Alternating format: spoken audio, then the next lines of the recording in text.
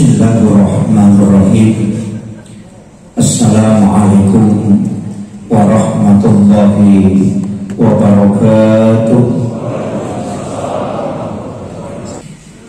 Hadratul muhtaramin wal muhtaramat, ikhwanu fillah, sidang jamaah salat subuh yang insyaallah dirahmati dan dimuliakan oleh Allah Subhanahu wa taala.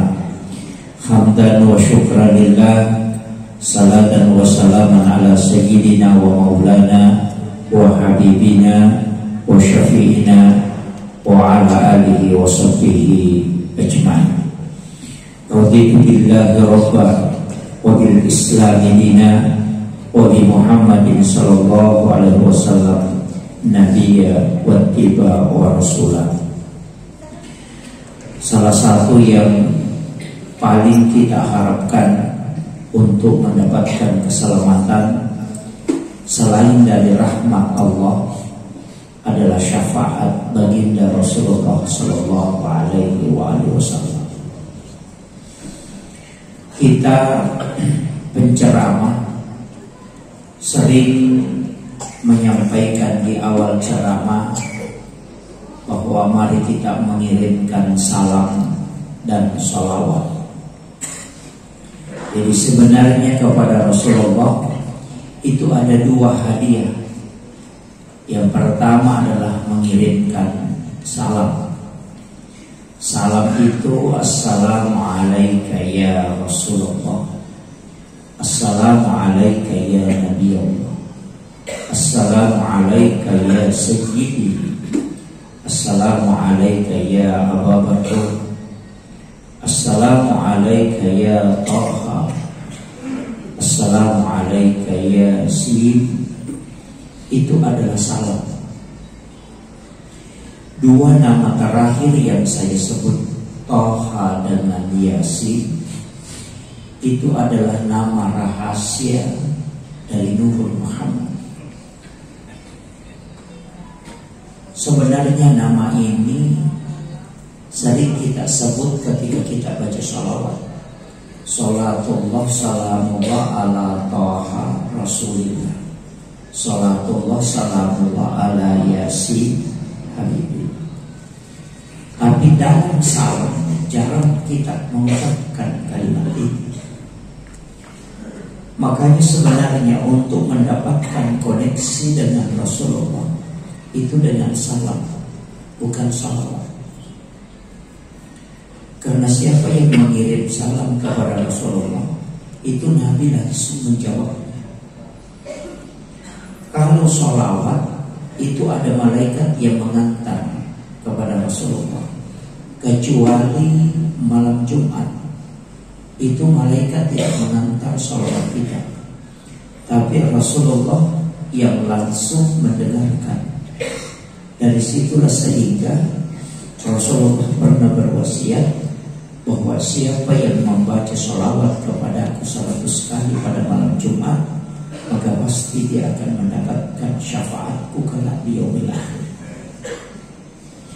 Ini salah satu jalur untuk mendapatkan syafaat, dan ini yang agak mudah. Karena di malam Jumat itu kita dianjurkan membaca sholawat, dan tidak ada bilang sholawat ini, yang penting sholawat. Nah, sholawat kepada Rasulullah itu banyak. Walaupun nanti yang paling sempurna adalah sholawat Jibril yang kita baca pada tahiyat.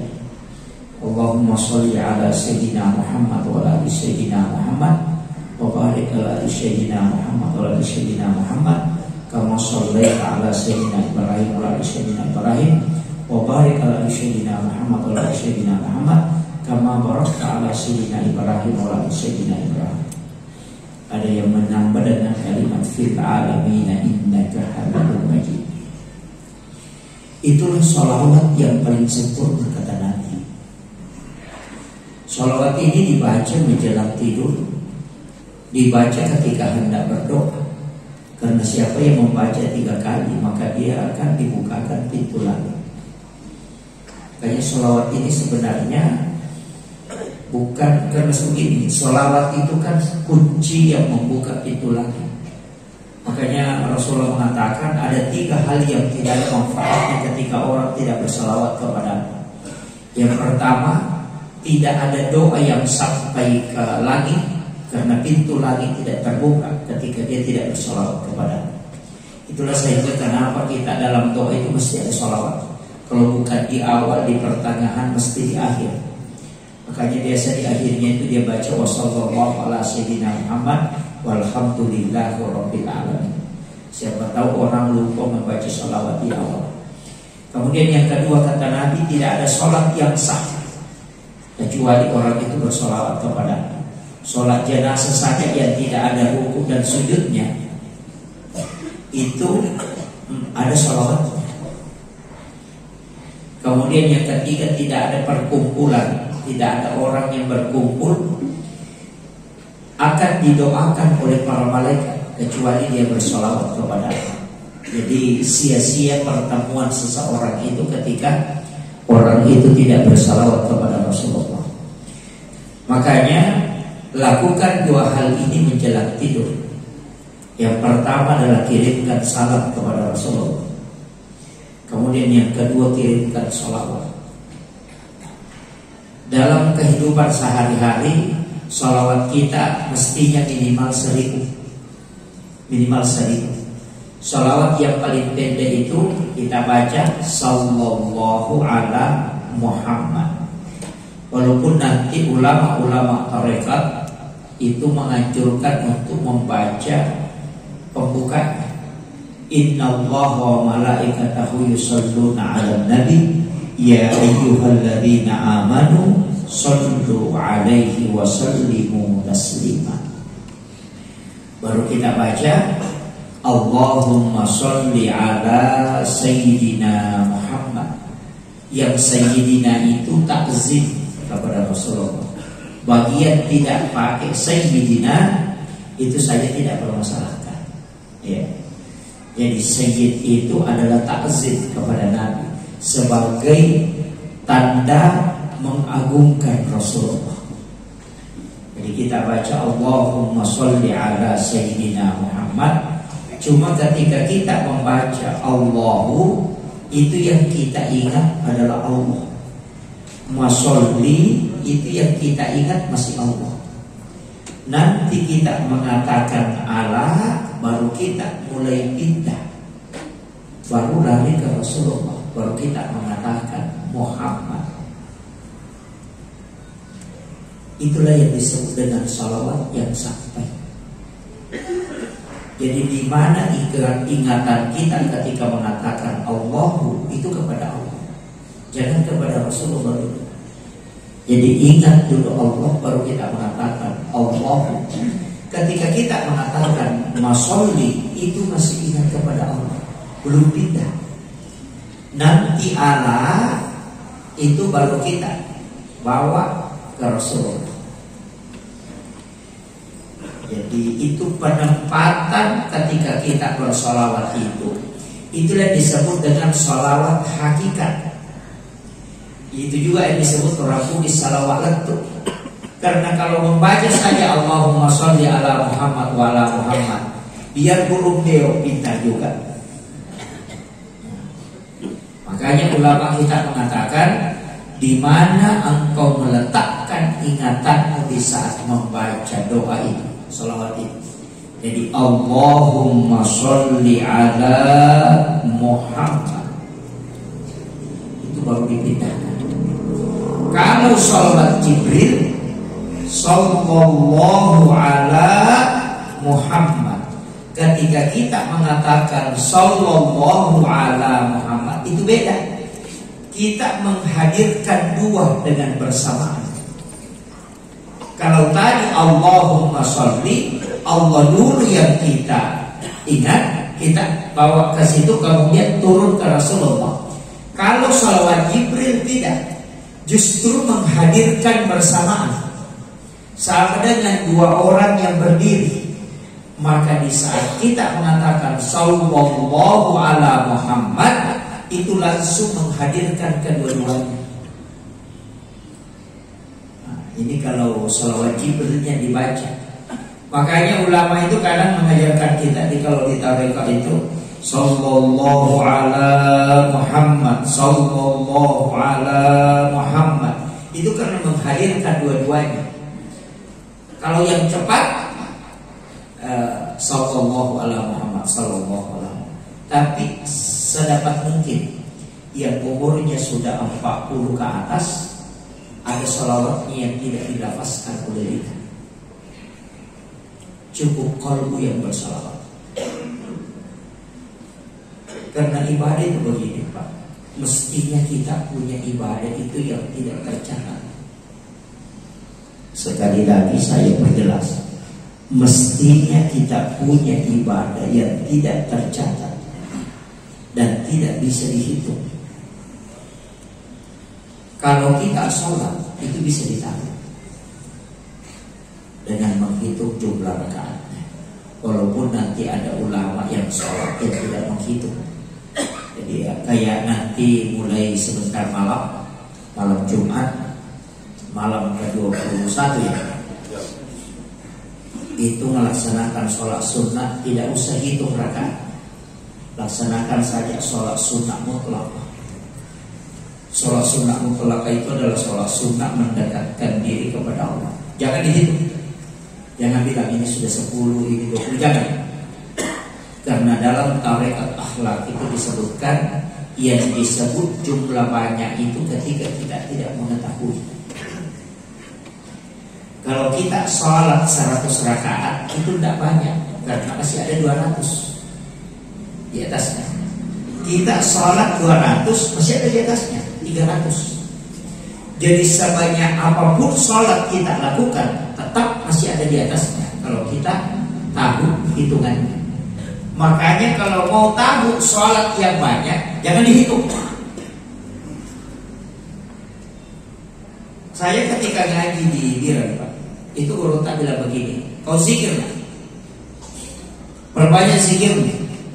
Saya waktu itu dikasih tasbihnya malaikat, subhanallah bihamdi, subhanallahul azim. Itu disuruh baca. Dia bilang kasih banyak. Jadi saya baca, mulai sudah sholat isya itu saya baca sampai tidur itu. Ketika sholat subuh beliau tanya, zikirmu berapa banyak? Saya bilang alhamdulillah banyak Pak Kiai, lebih 40.000. Seketika begitu. Dia bilang tidak cukup, itu belum banyak. Saya bilang kalau 40.000 belum banyak, berarti besok malam ini saya siapkan diri. Jadi pas sudah sholat subuh saya tidur memang. Duhur bangun sholat tidur kembali. Pas sudah maghrib itu saya start mulai itu sampai jam 2:30 subuh.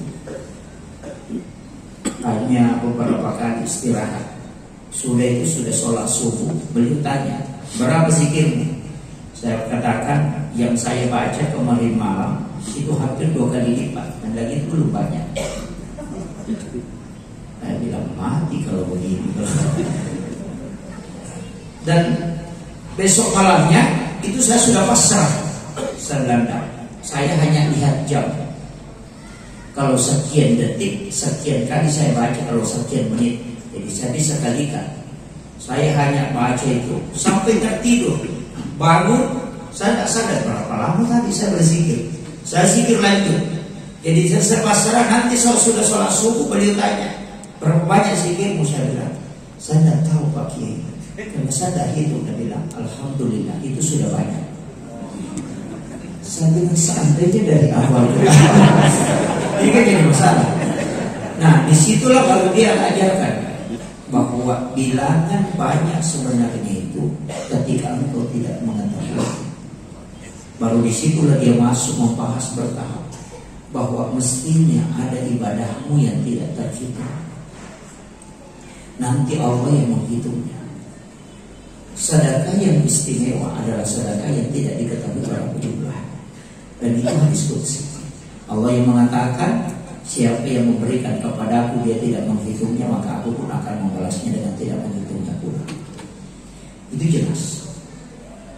Zikir yang bagus adalah zikir yang tidak bisa diketahui oleh lisan. Makanya disebut zikir rahasia. Zikir rahasia itu adalah zikir kalbu. Zikirnya ruh kan cuma satu. Makanannya ruh itu cuma satu, Pak. Allah, Allah, Allah, Allah. Itu aja. Kalau zikir rahasia itu kan hu. Sebenarnya kenapa ada hu? Itu tidak ada artinya belakang, tidak ada artinya hu. Sebenarnya itu Allahu, alif, lam, ha. Kalau alifnya dilepas, itu tulisannya lillah. Itu kan Allah. Kalau dilepas huruf alif dengan huruf lam pertama, maka tinggal lam kedua dengan huruf ha, maka disebut lahu. Itu juga artinya dia. Tapi ketika dilepas huruf alif dengan dua huruf lam, tinggal huruf hanya disimpan, maka bacanya hu. Makanya sebenarnya biar dipotong kemana saja lafzul jalalah Allah, itu tetap Allah yang ditunjuk. Bahkan ketika dipotong lagi hu menjadi maka itu juga Allah. Karena Allahu la ilaha illahu. Kan itu sebenarnya. Jadi itu kuncinya. Makanya sebenarnya zikir Allah, Allah itu zikirnya ruh. Dan itulah makanannya ruh. Ruh itu mesti dikasih makan. Karena kita kan dikasih apa? Dikasih jasad, kemudian dikasih ruh, kemudian dikasih napas, kemudian dikasih rahasia. Lain lagi nanti kalau akal, kemudian ada syahwat. Nah, syahwat dikendalikan dengan puasa, tidak bisa dihilangkan. Jangan hilangkan syahwat, bahaya kalau hilang. Ya, kalau syahwat ini hilang, disuruh pergi berdagang, dia tidak mau. Nanti rugi. Disuruh pergi bertani, nanti bagaimana kalau makan tikus padi. Kalau disuruh pergi berkebun, nanti bagaimana kalau kemarau. Pokoknya tidak ada bekerja. Itu kalau syahwatnya orang hilang. Lebih parah lagi kalau semua syahwatnya dicabut. Itu tidak bisa. Walaupun nanti ada zikir yang untuk mengangkatnya, tapi tidak usah saya ajarkan itu. Bahaya. Nanti tidak menikah yang anak muda. Kalau itu namalkan. Hanya ada beberapa orang itu tidak menikah karena memang syahwatnya itu diperbedu dengan zikir itu. Termasuk kan Nabi Isa kan tidak menikah. Makanya Nabi Isa itu tidak bisa menjadi suri teladan secara sempurna. Makanya Rasulullah itu menjadi suri teladan sempurna. Karena kalau mau diikuti Nabi Isa bagaimana membina rumah tangga, tidak ada, karena tidak istri. Kan gitu. Ya, Nabi Adam juga kan tidak bisa menjadikan sebagai hukum untuk ikuti secara mutlak. Kenapa? Karena Nabi Adam ketika dia ke bumi cuma sendiri. Makanya hukum mencuri belum ada. Karena tidak mencuri, karena dia miliknya semua. Maka tidak bisa. Jadi makanya aturan yang paling sempurna itu ada pada Rasulullah. Nah, kemudian ruh itu kan kita kan diciptakan dikasih 4. Makanya kalau cuma 1 dikasih makan, wah itu fatal. Ada 3 yang tidak makan. Kalau ada tamu panas 1 dia air panas, 1 gelas ini berarti ada 3 yang tidak dapat kan. Makanya kasih zikirnya jasad dengan kalimat la ilaha illallah. Kemudian zikirnya ruh dengan kalimat Allah. Kemudian zikirnya rahasia dengan kalimat hu. Ditutup dengan ada juga yang pakai itu napasnya yang bolak-balik. Allah Muhammad, Allah Muhammad. Sebenarnya zikir kan itu kalau kita itu napas sebenarnya itu sudah bunyi hu. Coba dengar itu sendiri ketika bernapas. Itu sudah hu itu. Itu jadi dan itulah makanannya sebenarnya. Itu jadi makanya kalau ada orang bisa tidak tidur sampai seperti Imam Ghazali 40 hari 40 malam tidak tidur, itu karena ruhnya tetap berzikir. Itu masih penting. Ashabul Kahfi berapa lama? Ya kan? Berapa tahun Ashabul Kahfi? 300. Bayangkan kalau orang 300 tahun tidak makan, tidak minum. Ketika dia dibaringkan, ditidurkan oleh Allah, karena Allah yang tidurkan, Apanya sehingga matanya tidak buta? Karena seandainya matanya tertutup pasti buta. Makanya Allah membuka sedikit matanya ketika dia tidur, sehingga cahaya tetap masuk ke dalam matanya sehingga dia tidak buta. 300 tahun lebih dia tidur, tapi dia tidak lapar dan tidak haus. Kita kalau tidur Pak bangun lapar, padahal tidurnya hanya 1 malam. 300 tahun lagi tidur tapi tidak haus, tidak lapar. Apa yang dipakai? Itu ada zikirnya tadi, itulah makanya zikir bro. Makanya jangan heran kalau ada ulama makannya hanya 3 suap. Itu pasti wahai itu. Karena kalau mau selamat, lapar baru makan. Nanti kalau makan cukup 3 suap baru berhenti. Biar makanan haram itu tetap halal. Itu menjaga makanan supaya tetap halal.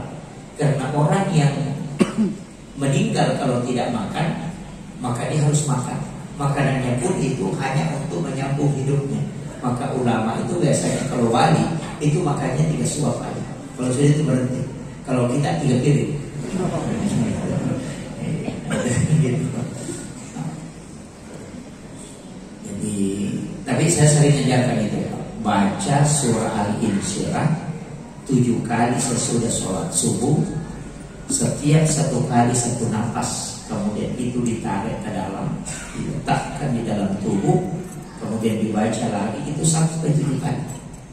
Sudah sholat asar baca juga itu. Insya Allah makannya tidak banyak, kemudian tidurnya juga tidak banyak, tapi kita tidak akan terpengaruh fisik. Kunci surah Al-Insyirah ya, Al-Nasr.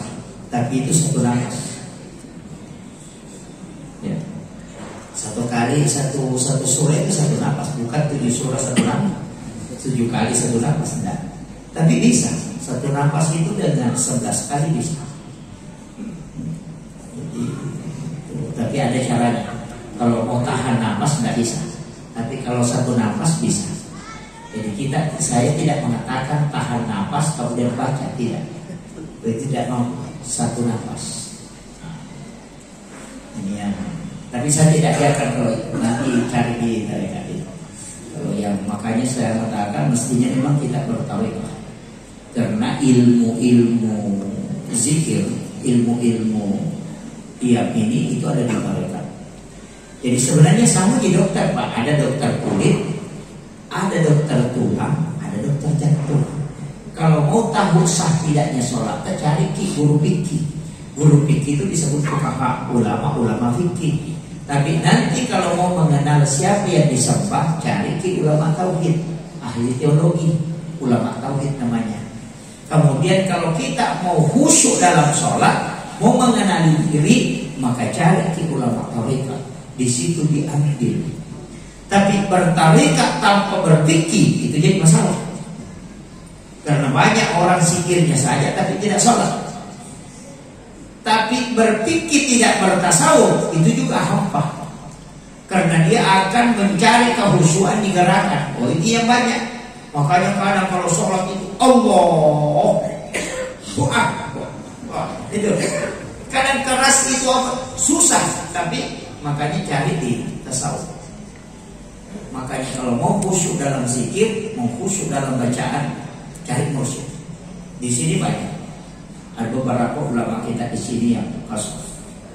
Saya tidak berani mengambil istilahnya. Makanya itu saya sebenarnya kadang takut ketika masuk dalam suatu kampung. Ulama-ulama kita di sini masih ada beberapa tarekat yang masih betul-betul menjaga. Ya, cuma hati-hati juga. Saya itu ketika disuruh ngaji tasawuf, itu disuruh cari mursyid. Dia bilang jangan angkat mursyid kalau tidak tembus. Saya cuma tanya bagaimana caranya mengetahui. Dia bilang ikut sholat di belakangnya. Kalau dia tahu kalau tidak ada wudu berarti dia sudah tembus. Dan sengaja saya ikut sholat tidak wudu. Dia kasih tahu yang di belakang itu katanya pergi berwudu. Pada saat di saat nomor 9 dia bisa tahu kalau saya tidak ada wudu dengan ada santrinya satu juga. Saya tanya itu santrinya, kenapa tidak perlu masuk majelis bidan lagi kalau terlambat dan tidak sempat tadi baru. Saya langsung lompat, saya tidak tahu ya Pak Kiai yang memang kalau Pak Kiai itu dia tahu. Di situ baru saya ternyata ulama kita itu tidak mudah. Jadi kita yang saya tidak lama belajar begitu tidak tinggal juga. Nggak sama kalau memang, karena saya pernah tanya kalau mau bertasawuf betul, dia bilang 40 tahun jangan tinggalkan.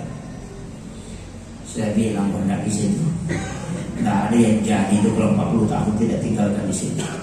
Jadi karena harus ada silabusnya, kemudian harus betul-betul berkhalwat apa itu diminta, saya tidak bisa. Makanya bisa mentalaki amalan kayak kita hadir di sini. Saya ajarkan langsung kenapa saya baca selawat sebelum memulai. Itu supaya bisa mengijazahkan. Makanya yang hadir di sini tidak usah berbaiat, cukup mentalaki saja.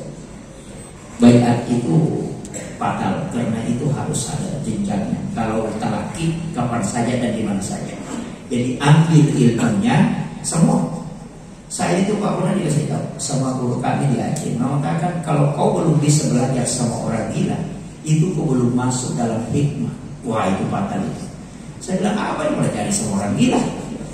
Nah, tidak ada itu. Nah kita tidak cari. Kalau kau bisa menemukan ilmu di situ, dan ilmunya orang gila itu adalah ilmu ilahiyah. Yang pikir-pikir tidak ada yang bisa didapat dari orang itu. Mulai pakai ini, bagaimana dia ngomongnya juga tidak jelas. Nanti ada hal yang membuat saya itu tercengang ketika guru tak bilang ke sini. Coba perhatikan, itu orang gila berapa kali dia minum dalam satu minggu? Coba perhatikan, berapa kali dia minum? Itu berhari-hari orang gila itu tidak minum. Dan kadang-kadang kalau dia minum, dia hanya mengambil sisa air yang dibuang orang. Bahkan mungkin keran saja yang dia putar baru dia minum. Tapi kenapa tidak sakit perut? Berapa air minum dia minum dalam satu pekan? Yang kedua, mereka itu makan makanan yang dibuang orang, dan kadang tidak makan. Tapi kok kuat jalan begitu-begitu saja? Padahal yang dicabut itu kan cuma akalnya. Kita kalau jalan begitu Pak, baru setengah hari tidak minum, tidak bisa jalan. Orang gila 24 jam itu keliling itu, jalan terus itu, panas apa pokoknya jalan, tapi dia tidak pernah haus. Nah yang dicabut hanya akal. Ini kalau kita ambil ilmunya, perhatikan itu. Makanya ulama kita dari dulu itu, saya baru sadar betul juga ya. Nanti mempelajari ada 9 ilmu itu sama orang gila. Ada juga orang gila itu biasa dilihat di sini jalan, tidak lama itu langsung ada di kampung sebelah. Kalau orang normal jalan itu tidak mungkin, dan dia juga tidak naik motor. Itu disebut dengan wali Allah, yang memang hanya berkeliling mendoakan orang-orang yang ada di situ. Dan orang begitu kalau dikasih uang dia tidak mau ambil. Kadang kalau dikasih makanan itu lama dia lihat baru dia ambil. Kalau dikasih dia cuma kasih binatang kalau dia suka. Jadi jangan sembarang melihat orang gila. Ada orang yang sengaja Allah cabut itu karena itu yang bisa mendoakan. Karena kita yang berakal ini tidak mau mendoakan orang. Nah, kalau cuma kita mendoakan diri, anakku, istriku, jualanku, anakku, mobilku, rumahku, balikku, ku semua. Ini kan jadi masalah. Makanya baca Allahumma ghafir li ummati Muhammad, Allahumma arham li ummati Muhammad, Allahumma astur li ummati Muhammad, Allahumma jabur li ummati Muhammad, Allahumma aslih ummat Muhammad, Allahumma farrij li ummati Muhammad. 4 kali, kemudian baca bi rahmatika ya arhamar rahimin. Ya, ini penting. Itu ilmunya guru sepupu Datuk Kelampaian. Siapa yang membaca itu dengan mengulang 4 kali, maka dia tercatat namanya di buku para wali. Karena dia mendoakan, ya Allah ampuni umatnya Nabi Muhammad. Berapa umatnya Muhammad yang ada di seluruh dunia ini? Itu kita berdoa, Allahumma ghfir, ampuni, Allahumma arham, rahmati umatnya Nabi Muhammad. Jangan kita, nanti malaikat yang doakan kita. Makanya kalau kita berdoa kaya-kaya, tidak bisa kaya-kaya, rubah doa, ya Allah kasih kaya tetanggaku. Nanti malaikat yang doakan kita. Kan begitu. Kadang-kadang kan kita cuma doanya ku semua. Apalagi kadang ada yang iri hati, ini tetangga ini kayaknya selalu dia ada baca-bacaan kayaknya. Ini kan begitu. Apalagi kalau penjual, besar setannya itu. Laku barangnya orang tidak laku barangnya adalah dari memang tadi di sini ada memang kapan baca-baca dan tidak laku barangku saya. Nah ini kan orang jadi masalah ini. Sudah tidak dapat rezeki dan tidak dapat dosa lagi. Oh itu fatal itu. Jadi tapi tidak ada yang penjual di sini begitu. Tidak ada juga. Nah ini penting saya wasiatkan, hati-hati jangan sampai mengumpul dosa setiap kali. Kemudian yang kedua, kalau mau dapat syafaat Rasulullah, siapa yang menjawab azan kata Nabi, kemudian membaca doa sesudah azan, maka dia akan mendapatkan syafaatku kalau dia berlari. Makanya itu kalau orang azan kita jawab Allahu Akbar itu juga dibaca. Asyhadu an la ilaha illallah, kita baca asyhadu an la ilaha illallah, asyhadu anna Muhammadar Rasul itu juga dibaca. Hayya 'alas shalah, kita baca la haula wala quwwata illa billah. Hayyal falah, la haula wala quwwata illa billah. Allahu Akbar itu juga kalau subuh ada yang azan pakai as-shalatu khairum minan naum, itu dibaca shadaqta wa barakta wa lalika minas sahih. Jadi baca Allahu Akbar. Sebenarnya kan as-shalatu khairum minan naum bukan dari Nabi, itu dari Bilal bin Rabah yang sudah azan tapi belum terbuka pintunya Nabi. Dia sudah sampai hayyal falah, dia lihat ini pintunya Nabi belum terbuka, nah biasanya sudah terbuka. Mungkin Nabi masih tidur, maka dia baca as-salatu khairum minan naum. Nah, jadi bukan naumnya yang panjang ya. Jangan bilang as-salatu khairum minan naum. Salat lebih bagus daripada tidur. Nah, itu. Jadi kalau ulama hikmah, tapi kalau ulama ini kan tidak mungkin kasih panjang itu yang dipokokkan, tidak. Karena memang di situ yang dipanjangkan as-salahnya tekan. Naumnya itu kan tak bisa dipanjangkan, kan bisa sampai dimumpaharakan. Bisa juga tuh. Kemudian itu yang dijamin oleh Nabi dapat syafaat. Kemudian yang ketiga, untuk dapatkan syafaat Rasulullah, siapa yang pernah bermimpi ketemu Rasulullah walau hanya sekali, maka dia dijadikan syafaat. Ini usahakan dalam setiap waktu itu minta kepada Nabi. Jadi jangan menunggu, tapi kita yang minta kepada Rasulullah.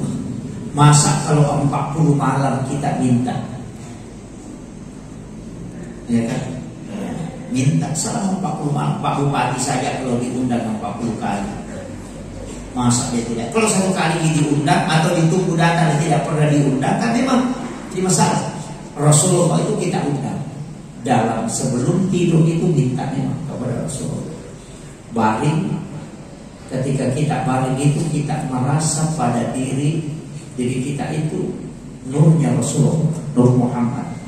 Kemudian bumi ini kita lihat, seluruh bumi ini seperti adalah lautan nurnya Rasulullah. Di saat itu kita ketika menyatu dengan nurnya Rasulullah, baru kita baca madad ya Rasulullah. Kemudian kita minta. Jadi minta Rasulullah, sampaikan assalamualaikum ya Nabi Allah. Aku mohon kepada ya Rasul, beri aku kesempatan melihat wajahmu di dalam mimpi, walaupun hanya sekali ya Rasul. Minta. Nabi itu sangat cinta kepada kita dan sangat rindu, karena Nabi mengatakan aku merindukan kekasihku.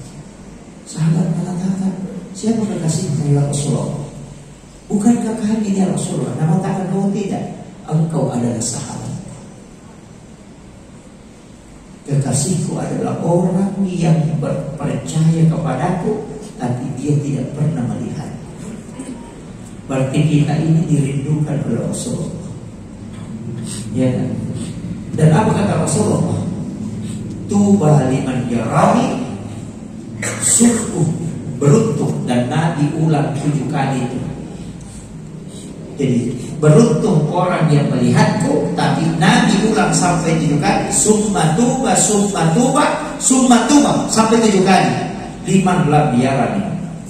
Jadi sungguh beruntung orang yang melihatku dan percaya kepadaku, tapi 7 kali lebih beruntung orang yang tidak pernah melihatku, tapi dia percaya kepadaku. Itulah kata Nabi, orang yang aku rindukan kekasihku. Kita semua ini sebenarnya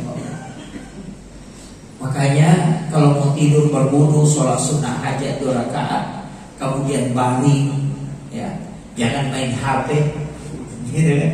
Kadang-kadang juga kan sibuk main HP, ini jadi masalah. Tidak ada komunikasi dengan suami istri gara-gara HP. Ya, satu main YouTube, satu main Facebook.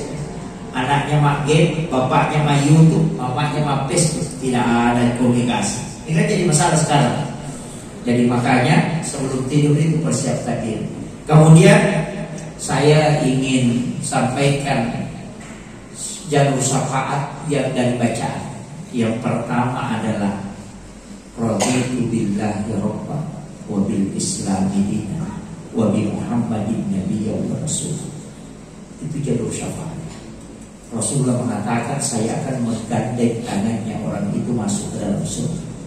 Siapa yang membacanya 3 kali atau 7 kali. Makanya kalau sudah sholat subuh baca 3 kali atau 7 kali. Ada ulama justru menganjurkan setiap selesai sholat fardu. Kalau tidak bisa baca itu, masih ada 2 ayat terakhir Quran surat At-Taubah, laqad ja'akum. Baca juga 7 kali di waktu maghrib dan 7 kali di waktu subuh.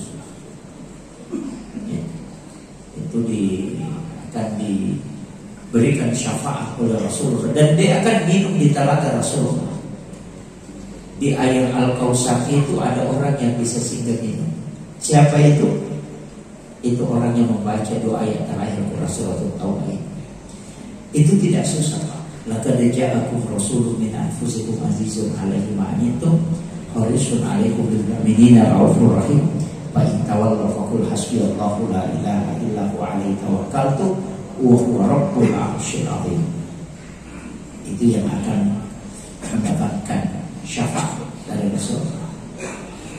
Tapi ingat, syafaat itu kan terbagi. Ada syafaat Al-Quran yang menyebabkan orang tidak masuk neraka. Kalau syafaat Al-Quran itu memang menghalangi orang masuk neraka. Di alam kubur dia menjaga orang supaya tidak disiksa. Kalau syafaat yang lain nanti di dalam neraka itu baru bolak-balik diambil. Yang kedua ada syafaat ulama. Makanya ulama itu penting. Yang waliullah. Seperti kita yang dari DDI ada Guru Taqi Abdul Rahman Ambodale. Kalau yang jalur NU ada Hadratus Syekh Hasyim Asy'ari. Itu kan banyak, kayak Khalil Bangkalan, Hadratus Syekh Hasyim Asy'ari, kayak Wahab Asbal, kayak Bisri Samsuri, kayak As'ad Samsul Arifin, itu ke bawah. Kalau jalur Muhammadiyah ada kayak Ahmad Dahlan. Kalau orang di sini ada Guru Taqi Imam Tahir, Imam Labdeh yang ada di Sultan. Itu makanya tawassul ziarahi kuburnya. Karena menziarahi wali itu ketika dia hidup dan ketika meninggal itu sama, karena dia tidak mati di sisi Allah. Begitu. Masa kalau kita ziarahi para wali kemudian kita kirimkan Fatihah, dia tidak mengenal kita. Karena ruh itu kan sudah bersilaturahmi. Maka orang yang sering bertawassul itu mengirimkan suratul Fatihah kepada para wali, nanti ketika dia meninggal itu dikenali karena ruhnya sudah terkoneksi. Ada orang itu Pak, ketika kita katakan kayaknya pernah saya lihat ini orang, kan gitu. Atau ambillah yang lain. Kadang-kadang kita masuk di satu kampung bilang kayaknya saya pernah masuk ke sini. Atau ada yang kita lakukan adalah kayaknya saya pernah bermimpi melakukan ini. Oh, itu idhofi yang sudah berjalan. Wali-wali dulu pakai itu. Ada caranya memunculkan itu supaya bisa mengetahui. Makanya ulama itu bisa mendeteksi hal yang jauh. Itu bukan karena jasadnya, tapi apa? karena mata batinnya dibuka dan idofinya itu dinampakkan. Biasa kita cuma tidak terlatih. Biasa kan ada kita kerjakan, kayaknya saya pernah bermimpi kerja ini, kayaknya pernah diterulang ini peristiwa. Padahal kita belum pernah melakukan. Itu karena idofi sudah dibuka.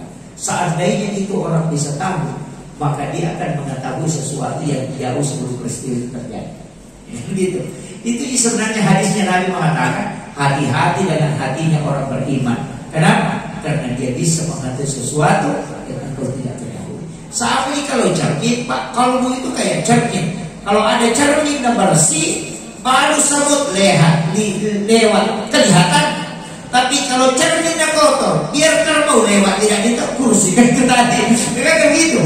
Makanya kalbu ini jangan biasakan kotor, jaga dia. Termasuk makanan jangan makan kalau belum disuruh. Kan beda halal beda berkah. Kalau kita ke pesta pernikahan orang tuangkan air panas itu halal. Tapi kalau dia tidak mengatakan silakan diminum itu belum barakah. Itu akan membuat hati kabur. Oh ini susah ini Pak. Kalau yang air panas tidak banyak ngomongnya sudah tidak kelapa. Makanya dari situ. Saya punya guru Pak. Itu di Sumatera. Kalau pergi baca doa itu bawa nasi dari rumahnya. Datang.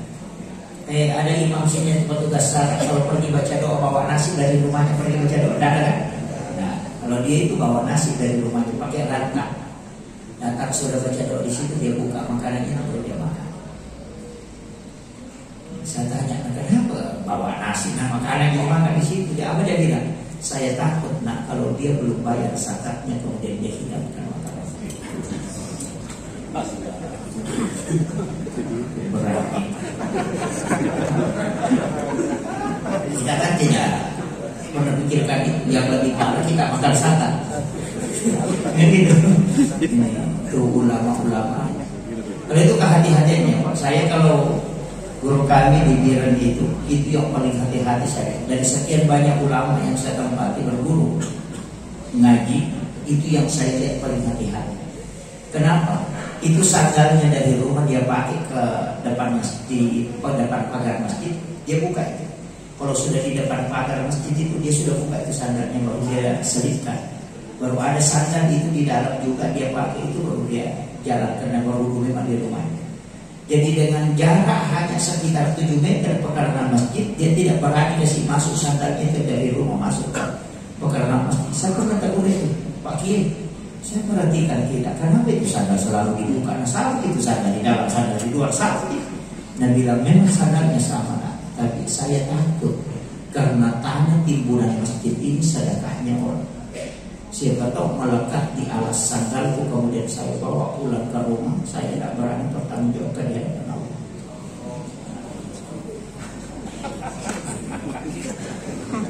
Kita atapnya masjid di bawah. Tanah timbunan, kita bawa semua.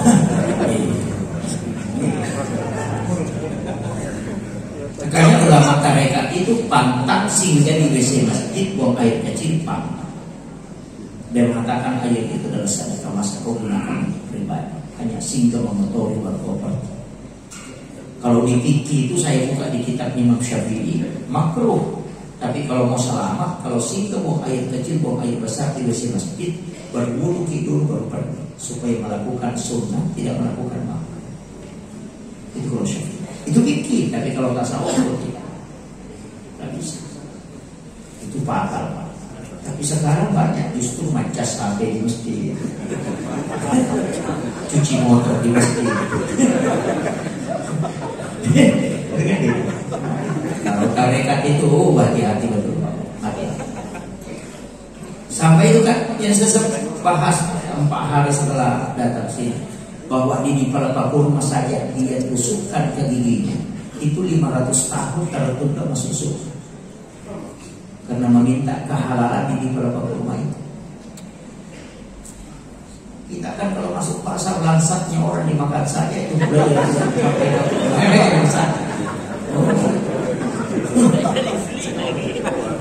itu udah mudah. Makanya bertarikat itu agak berat memang karena mencari betul. Itu hati-hati. Saya kira ini yang seperti saya sampaikan. Ada yang mau bertanya? Oh, ada ya? Oh ya, silakan. Yang itu dulu, yang mana nih? Yang di belakang dulu. Iya. Ini dia dulu waktu dulu. Iya. Assalamualaikum warahmatullahi wabarakatuh. Waalaikumsalam. Saya mau bertanya Pak Ustadz tentang zikir yang lakat sejakum. Kebetulan saya sering nonton YouTube-nya Pak Ustadz. Iya. Pernah Pak Ustadz sampaikan di YouTube bahwa kalau Pak Kiai Haji Ambo Dalle dan Kiai Haji Muhammad Tahir itu menggunakan zikir 9 kali bacaan. Oh iya. Terus di video yang lain saya lihat juga ada yang 7 kali. Iya, Iya. Ustaz. Terus yang kebetulan saya amalkan itu Pak Ustaz. Saya yang mau 9 kali atau yang 7 kali itu Pak Ustaz. Terus ada satu lagi, ada yang kedua Pak Ustaz. Saya punya buku Pak Ustaz itu terkait kajian yang tadi malam Pak Ustaz tentang kematian. Saya ada buku Pak Ustaz itu keindahan dalam menghadapi kematian. Di situ saya baca riwayatnya Pak Ustadz bahwa kalau orang meninggal setelah dikubur itu katanya masih bisa dituntun Pak Ustadz. Masih bisa dituntun, disuruh mengucapkan itu kalimat la ilaha illallah. Maksud saya pertanyaan saya apakah betul itu Pak Ustadz masih bisa dituntun setelah di dalam kubur atau bagaimana? Iya. Terima kasih Pak Ustadz. Yang lazim nanti kita kubur supaya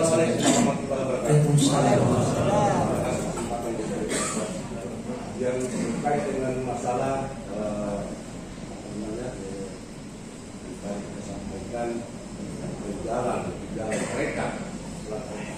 Salah satu teman saya Ustaz sampai sama saya dia bersama Ustaz hari saya kalau kau tidak menjalankan mereka katanya berarti belum ada jalannya karena mereka tidak ada jalan.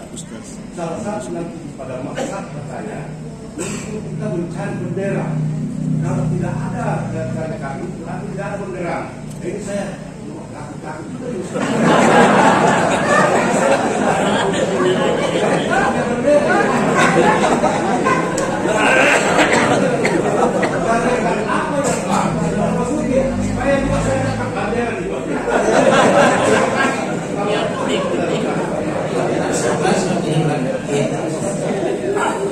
Assalamualaikum warahmatullahi wabarakatuh. Nama saya Patrillah. Saya tanya Pak Ustaz tentang zikir tadi, yaitu tentang makanan ruh. Yang saya tahu dari pelajarannya bukunya Imam Lapeo, zikir 4, yaitu la ilaha illallah, Allahu ahad. Saya tanya, yang saya tahu dalam buku itu Pak Ustaz, yaitu zikir dibaca 33 kali. Tapi Pak Ustaz bilang berzikir tanpa batas, jangan hitung. Pertanyaan saya yang kedua, apakah cocok diterapkan ini pada saat masih Dajjal turun? Karena tinggal di bumi itu 40 hari lamanya. Karena makanan tidak ada. Zikir masih Dajjal. Dajjal. Oh iya, Dajjal. Ya, saya kira itu saja Ustaz. Apanya kita tanyakan? Tentang zikirnya, zikir 4. Apakah cocok untuk dikasih berzikir untuk diberi makan hati roh ketika Dajjal turun? Karena kita tidak makan, tidak ada makanan selama 40 hari. Terima kasih banyak Ustaz. Oh iya, ini iya. Oh iya.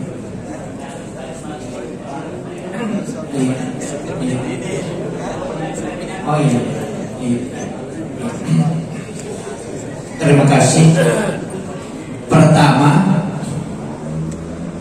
apakah yang laqad ja'akum ini ada yang mengamalkan 9, ada yang mengamalkan 7?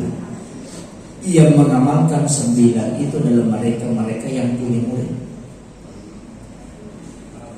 Jadi kalau kita guru sekolah mengajar di sekolah, amalkan 9 kali, bukan 7. Kalau ustaz itu penceramah mestinya diamalkan 9. Makanya ulama berupa kayak urut kayak orang modal itu karena punya murid, punya santri itu diamalkan sendiri. Itu karena ada tambahannya kalau 9 kali. Itu untuk supaya santri itu tidak sembarang ke guru. Itu salah satu jalur untuk karam. Kalau 9 kali. Kalau 7 kali itu hanya amalia pribadi. Kalau kita tidak punya murid, kayak bukan tidak ada pondok pesantren, tidak ada ini, cukup 7 kali. Itu jadul. Kalau 9 itu yang punya santri. Itu.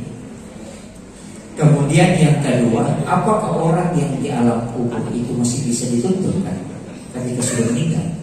Rasulullah kan mengatakan 40 langkah orang yang telah memakamkan jenazah itu, orang yang di alam kubur itu masih mendengarkan bunyi telapak kakinya. Kalau sudah 40 langkah dia tinggalkan dan bunyi telapak kaki dia masih dengar, apalagi kalau masih di atas kuburan. Itu aja kan dasarnya. Makanya kenapa orang yang meninggal itu ditalkinkan ketika sudah dimakamkan? Karena mereka itu dengar. Kemudian Nabi kan salam, Assalamualaikum ya ahlal kubur. Tidak mungkin Nabi salami kalau dia tidak dengar. Dan buat apa kita disuruh salam kalau dia tidak dengar? Cuma kita tidak ada mendengarnya menjawab, karena dia menjawab dengan ruhnya bukan dengan jasad. Justru lebih tajam pendengarannya orang yang meninggal dibanding orang hidup. Dan itu ya. Jadi banyak hal kalau kita mengkaji itu ya, banyak hal. Ketika mendengarkan orang mengaji di alam kubur seperti Sabit Al-Bunani, kan jelas. Di semua, kenapa ketika kita datang ke kuburan disuruh mendoakan? So itu mereka dengar. Kenapa Nabi melarang kita membicarakan aibnya orang yang meninggal? Karena mereka dengar. Nah seandainya naik itu dalam hutan tadi kata. Iya, kalau kita bicarakan aibnya, makanya ulama kita mengatakan hati-hati ketika datang ke kuburan. Kenapa kita dilarang melangkahi lisan, dilarang duduk di atas batu nisan? Karena itu sama dengan menduduki orang yang baik. Kan begitu. Itu larangan-larangan dalam agama itu jelas. Makanya disebut al-naum akhul maut. Tidur itu bersaudara dengan mati. Orang tidur itu bisa bermimpi kemana-mana, tapi jasadnya ada di dalam rumah. Tapi dia bisa ke Jakarta dan melihat padahal matanya tertutup. Itu karena itu persis orang mati. Jasadnya ada di alam kubur, tapi ruhnya bisa kemana-mana. Karena orang yang meninggal, ruhnya yang mengatur jasad. Kalau orang hidup, jasadnya mengatur ruh. Makanya orang mimpi itu jasadnya ada di kasur, tapi dia bisa melihat dirinya ada di Jakarta. Karena orang tidur itu disebut orang mati. Itu persis sama ketika orang meninggal. Makanya di alam kubur ketika dia mau menziarahi keluarganya di dunia bisa. Makanya Guru Prof. Nasaruddin Umar bilang apa? Belum ulama. Kalau seorang ulama belum ada gurunya orang meninggal. Kalau gurunya baru orang hidup itu belum ulama. Itu masih ustaz. Makanya Imam Ghazali itu di kitab Ihya itu apa dia tulis? Mursyidi, guruku, baru tidak ada namanya. Ketika muridnya bertanya, engkau sangat takzim kepada guru, tapi kenapa engkau tidak menulis namanya? Apa dia bilang? Saya sengaja tidak menulis karena saya khawatir itu menjadi fitnah. Karena orang itu ratusan tahun telah meninggalnya, tapi saya mengambil ilmunya. Guru Kiai Abdul Rahman Abu Dali ketika berhadapan dengan Guru Tapak Sunusi Bajo, saya dapat informasi dari anaknya Guru Tapak Sunusi Bajo. Ketika bertanya sesuatu, dia mengatakan Guru Tapak Sunusi Bajo bilang, di mana kau dapat ini Abu Dali? Guru Kiai Abdul Rahman Abu Dali mengatakan, saya ngaji kitab Al-Um 6 tahun sama Imam Syafi'i. Itu wali. Jadi kita kan bisa ke Jakarta, padahal kita tidur 5 menit saja, tapi sudah bolak-balik dari Jakarta. Padahal seandainya naik mobil atau naik pesawat berapa jam kira-kira? Baru di sini mau ke Makassar. Lama kan? Tapi orang tidur hanya 5 menit bisa dia bolak-balik dari Jakarta. Begitulah ketika orang dibukakan tabir di alam mimpi. Itu kunci. Tapi saya tidak teruskan. Yang situ aja. Ya. Jadi itu kuncinya. Itu bisa mendengar. Kemudian yang kedua, semua orang sebenarnya begini. Memang ada riwayat, ada mengatakan itu hadis, ada mengatakan qaulul ulama. Tapi saya lebih tekankan bahwa itu adalah hadis karena ada beberapa riwayat yang senada bahwa kalau dalam tauhid teologi umatku akan terbagi menjadi 73 golongan. Mengatakan 73 golongan. Hanya satu yang selamat. Hadis ini terbagi. Ada juga hadis terbalik Pak, mengatakan umatku akan terbagi menjadi 73 golongan. Hanya satu yang tidak selamat. Ingat ya. Jadi ada dua hadisnya ya. Jadi satu mengatakan bahwa umatku akan terbagi 73 golongan, hanya satu yang selamat. Di riwayat yang lain mengatakan umatku akan terbagi 73 golongan, hanya satu yang tidak selamat. Karena mana itu yang satu yang selamat, yang paling selamat? Ahlus sunnah wal jamaah. Mana itu yang tidak selamat, mengatakan hanya satu yang tidak masuk surga, illa man aba, kecuali yang tidak mau mengikuti aku. Jadi makanya hadis ini tidak diriwayatkan oleh Imam Bukhari, karena adanya dua versi hadis yang berbeda ujungnya. Makanya tidak meriwayatkan hadis ini. Jadi makanya nanti kalau ketemu hadis ada umatku terbagi 73 golongan, hanya satu yang selamat. Yang selamat itu adalah Ahlus Sunnah wal Jamaah. Nanti kalau yang umatku terbagi 73 golongan, hanya satu yang tidak selamat. Siapa yang tidak selamat? Illa man aba, kecuali yang tidak mau mengikuti aku. Makanya mau masuk Mu'tazilah yang penting ikuti Nabi, dia akan masuk surga. Ikuti Nabi. Jadi itu hadisnya itu terbalik. Itu hadis, makanya itu diriwayatkan oleh Imam Bukhari. Kemudian yang kedua, tarekat itu tarekat. Kalau tauhid itu kan tadi tauhid. Kalau dalam tarekat itu nanti disebutkan terbagi 376 macam sampai akhir zaman. Jadi jumlah tarekat itu 700 lebih. Mana yang diikuti? Nah gitu. Mana yang diikuti? Sebenarnya setiap tempat itu pasti ada tarekat. Karena memang diletakkan di situ dan tidak pernah dicabut sampai yaumul qiyamah. Karena umatnya Nabi itu sudah memang dijaga oleh Allah. Maka tidak usah pergi jauh. Cari ada ulama-ulama kita di situ. Cuma kadang sembunyi, tidak nampak. Kalau yang sembunyi begini Pak, ini yang nampak-nampak kayak saya ini, itu ilmunya tidak banyak. Yang sembunyi itu yang dalam ilmu. Sampai di kayu Pak, kalau ada kayu mengamban di laut, berarti tidak ada di sini. Tapi yang tenggelam itu yang kita harus cari. Tapi kau tidak akan lihat ketika di permukaan. Nanti turun ke dalam berkondisi sebentar. Ulama-ulama tarekat itu tidak akan menampakkan itu. Makanya saya kasih tahu, kalau ada yang nampak viral kayak saya selalu dikatakan viral, itu musibah itu. Musibah. Ada juga jamaah tidak mau mengambil ilmu kalau bukan yang viral, itu jadi masalah. Ini makanya saya ini orang bilang viral itu karena musibah juga. Saya tidak punya tim media. Saya tidak ada tim. Orang yang merekam itu tidak pernah. Dan saya tidak pernah minta orang juga merekam. Tapi kalau ada yang merekam, saya silakan ambil. Yang kesini di media itu hanya jamaah aja. Kalau saya ceramah di Kalimantan ada yang merekam, itu yang kesini. Saya ceramah di Makassar ada yang merekam, itu yang kesini. Saya tidak ada tim. Bahkan akun YouTube pun saya tidak punya. Itu hanya jamaah aja. Dan banyak di sini saya bilang tidak pernah lihat itu. Kalau ada yang kirim itu, ada istri yang kirim video, apa maksudnya lah? Jangan tanya di situ, tanya langsung saja sama orangnya. Jadi masalah kan? Itu saya agak ini Pak, agak berat. Saya sudah beberapa kali mau berhenti ceramah, sudah 3 kali minta izin ke mursyid kami mau berhenti. Dia bilang jangan. Mesti kau sampaikan ilmu yang kau dapat ini. Kau juga akan disiksa nanti kalau tidak menyampaikan. Ya. Karena kenapa? Kita penceramkan begini, seperti yang saya bilang kemarin. Kita datang ke masjid ceramah, isi celengan itu yang jarang, ada uangnya orang miskin, ada uangnya fakir miskin di situ, anak yatim. Dia sedekahkan 2.000 padahal mesti jadi membelikan beras. tapi ingin melihat masjidnya bagus, maka sedekah 2.000. Datang Pak Ustaz ceramah, isi celengan dikasih, baru Pak Ustaz belikan mobil. Wah, itu jadi masalah. Fatal itu.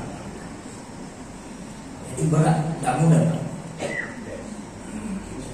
Itu makanya guru tak itu, saya punya guru itu dia pesan begini, isi guru takimu ini. Pertama, kalau pergi ceramah jangan bawa orang.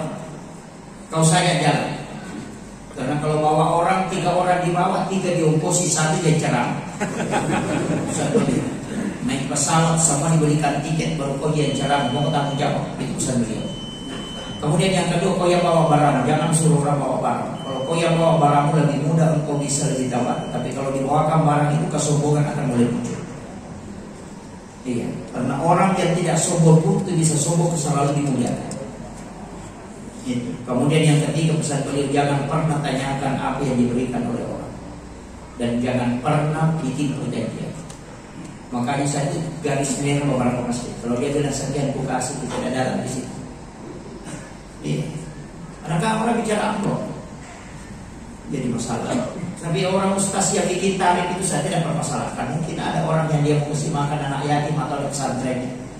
Kalau saya itu memang guru kami mengatakan tidak. Kalau membicarakan itu kan tidak bisa kita khusyuk, Pak. Tidak bisa, ceramah saja tidak bisa. Karena kalau mau ceramah itu langsung bilang. Sama juga orang kalau mau pergi berjumpa tahu berapa siap vlognya di situ masjid. Nah baru assalamualaikum itu ada di Bandisi 300.000 bilang. Begitu, tidak bisa. Nah begitu. Makanya jangan kau pernah tahu berapa jumlahnya. Makanya saya berjanjian sama istri. Selalu kalau jalan itu bawa uang. Saya tidak pernah pakai uangnya dikasih orang. Saya kasih tahu, kau buka tapi jangan kau kasih tahu saya berapa isinya. Karena kapan kau kasih tahu kita cari, dan itu dia bukan betul. Itu perjanjian. Kan kalau kita tahu kan jadi masalah. Itu akan mencampuri di sini. Cuma kadang-kadang kalau saya pakai di pasar tren itu saya tanya, masih ada kan? Masih ada. Jadi saya tidak pernah tahu ada beberapa. Saya bilang kau yang tahu, sangatnya kau yang tahu sama tidak. Saya tidak tahu. Itu urusan kamu. Tapi jangan pernah kasih tahu saya. Itu aja yang saya kasih tahu. Makanya berat itu, Pak. Makanya kalau kita mau cari tarekat, sebenarnya ada di sini, ada beberapa. Dan itu tidak tersembunyi. Ada yang muncul. Cuma kita harus hati-hati, harus selektif. Ya memang mau tabar. Ada Naqsabandiyah, ada tarekat Khalwatiyah, itu ada kan yang diikuti urut. Tadi kan di DPO itu sering mursyid kami datang ke sini. Sayyid Abdul Rahim As-Sugar itu Puan Makkah, itu mursyid kami. Jadi sering datang ke sini. Kemudian bendera itu kan ada, dan itulah yang tarekat. Tidak usah khawatir, Rasulullah yang pemegang bendera inti. Kemudian yang tadi beliau di belakang ini kan sudah masuk waktu ini. Beliau tanyakan tentang zikir la ilaha illallah Allahu ahad. Memang di tarekat itu bermacam-macam, Pak. Jumlahnya bermacam-macam. Kalau di saksi dia beda, kalau urutan di Malabio itu beda. Iya. Jadi memang ada yang baca 166, kemudian la ilaha illallah 166, Allah itu 66, itu 77, baru kemudian ditutup Fatihah. Tutup surat Al-Fatihah. Juga baca 33. Itu silabus tarekat. Dan apakah itu bisa dipakai untuk makanan? Justru itulah yang dipakai nanti di akhir zaman. Makanya jangan tinggalkan zikir itu. Dan orang yang mengamalkan insya Allah husnul khatimah. Kemudian yang tadi menggabungkan beberapa tarekat. Sebenarnya bukan menggabungkan tarekat, tapi menggabungkan beberapa zikir. Iya. Jadi kan kalau bertarekat itu mesti kalau berbaiat tidak boleh ada baiat di dalam baiat. Jadi kalau kita sudah berbaiat ke satu tarekat, itu tidak boleh berbaiat ke yang lain, kecuali yang mengizinkan itu yang ditempati berbaiat. Misalnya mursyid kita mengatakan silahkan berbaiat ke situ, itu boleh. Yang kedua, mursyid kita yang kita tempati berbaiat itu meninggal, tidak boleh pindah untuk berbaiat ke tarekat yang lain. dibolehkan. Tapi kalau amaliyahnya boleh. Misalnya amalkan ini, amalkan ini, amalkan ini, itu boleh. Makanya mentalaki ilmu itu boleh untuk diamalkan. Banyak ulama kita begitu. Makanya ada tambahan-tambahan sedikit. Nah, tapi sanadnya harus dijelaskan. Tapi tidak berbayar, tapi hanya mentalaki ilmu. Seperti itu. Saya kira cukup sekian. Akhirul kalam. Wallahul muwaffiq ila aqwamit thoriq. Assalamualaikum warahmatullahi wabarakatuh.